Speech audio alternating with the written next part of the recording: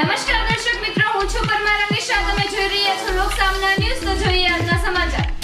અમરેલીથી અમારા રિપોર્ટર દિનેશ દાદલ સાથે બગસરા રોડ વેલનાથ મંદિર પાસે રહેતા બે જૂથો વચ્ચે સરી ધોકા પાઇપો ઉડ્યા, 8 ઘાયલ.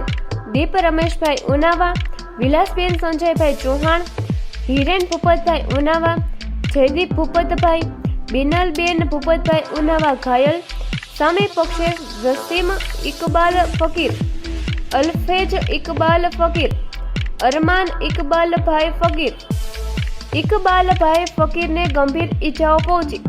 તમામ ઘાયલો અમરેલી સિવિલ હોસ્પિટલમાં સારવાર હેઠળ અમરેલી પોલીસ હોસ્પિટલ ખાતે પહોંચી હતી.